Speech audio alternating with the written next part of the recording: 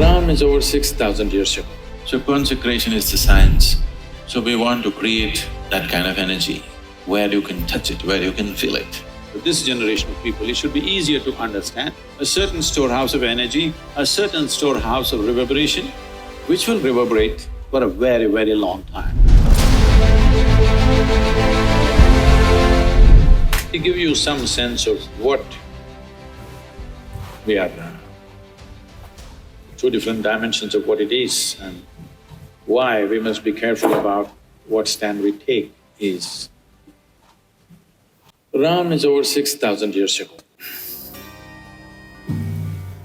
What he did, what he did not do, lot of dissection happens in South India about him. North India doesn't dissect him, they just worship him. Southern India dissects him a little bit. But an icon of 6,000 years old who has inspired people towards righteousness, towards truthfulness, towards being compassionate to each other, for generations, thousands of generations. You should not disturb that icon.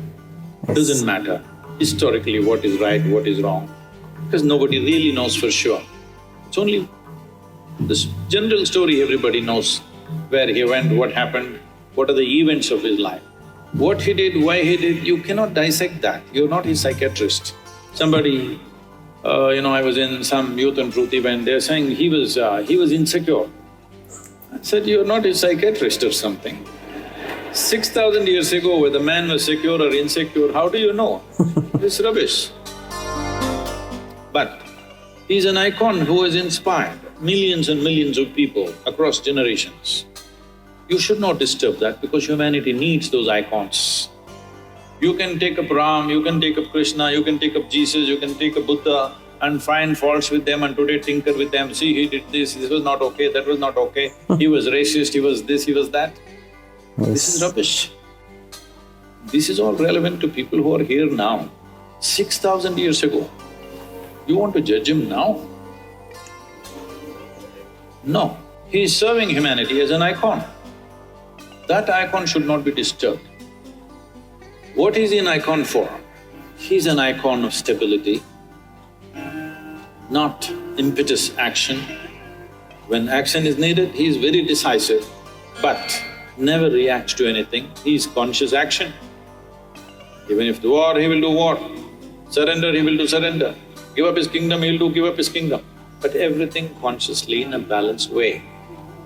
This is what we are worshipping him for, because he has a freedom of going through the drama of life, extreme drama in his life.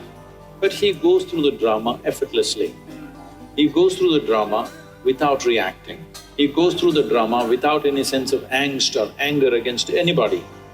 When he kills Ravana, who stole his wife and causing havoc, he comes and repents for his death, that I had to do this. This is a kind of man, you don't disturb him. Well, at least that's a story, don't disturb the story. Geographically, was he born in Ayodhya? Yes. Was he born in this point? Come on. Do you know in which point you were born? Hello? Forget about a man 6,000 years ago, you're still living. Do you know exactly at which spot your mother delivered you? No. I'm asking, does anybody know? No. No, so it's a ridiculous argument.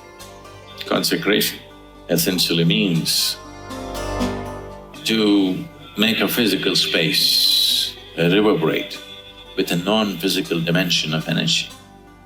In a way, that's what you are. This body is a physical thing. But right now, it's reverberating with a non-physical dimension of energy, otherwise it cannot be alive for a moment. Yes. If you know how to touch this, you don't need any consecrated space because this is a consecrated space. But you're not able to touch this. So we want to create that kind of energy in a more palpable way, where you can touch it, where you can feel it.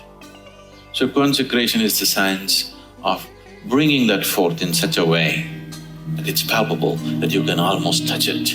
It's a little difficult to explain to you how a form is a repository. But today it should be easy for you to understand, for this generation of people, it should be easier to understand Because today you understand, you can carry a small USB and you know this stick has lot of information in it. Yes. So if this stick can store information, you can also store it in another form. So this is a composite, let's call it a computer if you like it that way. It's a composite computer which is a certain storehouse of information, a certain storehouse of energy, a certain storehouse of reverberation, which will reverberate for a very, very long time. Ram Mandir Consecration Ceremony list of rituals and events planned from January 16 to 22nd in Ayodhya. The temple trust in Ayodhya has shared a schedule for a special consecration process that will last for 7 days. The consecration will start with so many important activities on January 16. One of the most important things that will happen is the consecration of a statue of Lord Rama, which will take place on January 22nd.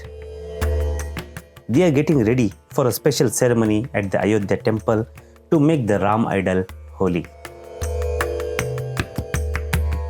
Lots of things will happen on January 16th, and the consecration of Ram Lalla, a 51-inch idol of Lord Rama. The main part of the ceremony will be on January 22nd. The temple trust has shared a plan for what will happen each day in Ayodhya. From January 16 to January 22nd, there will be a special ceremony and activities leading up to the big opening of the temple. On January 16th, someone chosen by the temple trust will lead a special ceremony to say sorry for any wrong things we have done. After that, there will be a special bath near Saryu river, where we will worship the god Vishnu and give a special gift to show our love and respect. On January 17th, there will be a special event where people will bring a statue of Ram Lalla in a parade. After the parade, some people will carry water from the Saryu river in a special pots. On January 18th, during the third day, there will be a special ceremonies to worship a different gods and goddesses like Ganesha and Ambika. There will also be a ritual to pray for blessings from Varuna, the god of water, and Matrika, a group of mother goddesses. The day will also include a ceremony to honor Brahmins, who are important priests, and a ceremony to bless the place where people live or work. On January 19th, people will do a special ceremonies like lighting a sacred fire called Agni Stapana, placing a special objects for good luck and Navagraha Stapana, and performing a ritual called Havana. On January 20th, during the 5th day of the event, the special place include the Ram Mandir will be cleaned with holy water from the Saryu river. There will also be some special ceremonies called Vastu Shanti and Annadivasa. On January 21st, the statue of Ram Lalla will be given a special bath using 125 pots of holy water. There will also a special ceremony called Sahyadivasa before the big event. On January 22nd, the last day of the celebration, people will worship a special idol called Ram Lalla.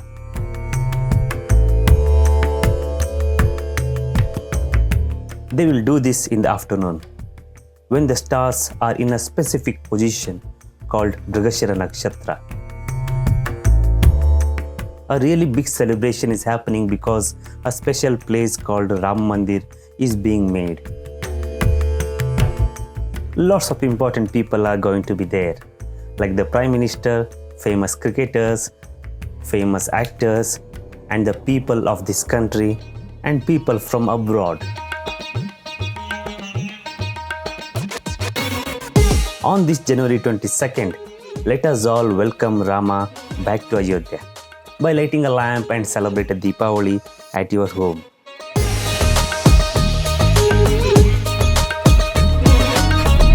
Write your valuable opinions about the video in the comment box, like the video, share it with your friends and family, and don't forget to subscribe to our channel.